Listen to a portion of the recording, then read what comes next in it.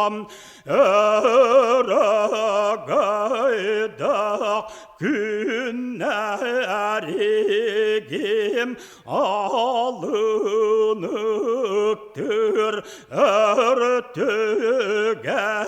ay kallan dağar büt ayılır dal barayım günüm örüyle kördür karağım götür derdim korsun olur ağam İye doydum inniger ulu doydum tuğar beyeginen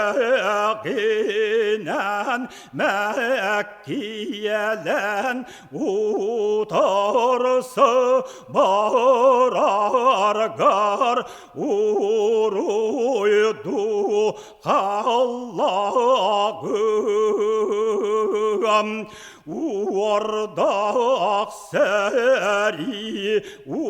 utugar uyadı ibat uaktanır küstek seri künüger köğürebet küstenir çebdik tiren ekkitten çirgel bilek tedini kalın yıkıl tirigitten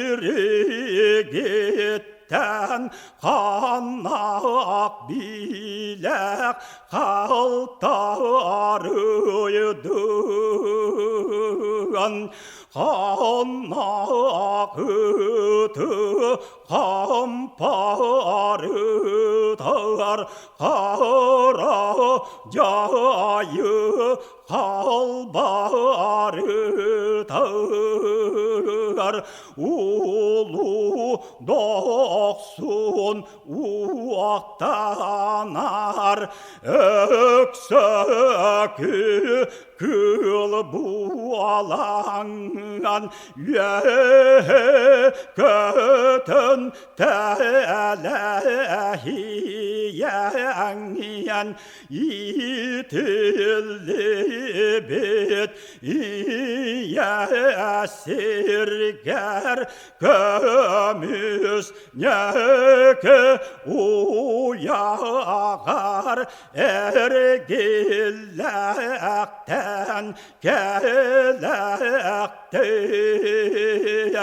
uhun tuskul turugurdun narın naskıl satardan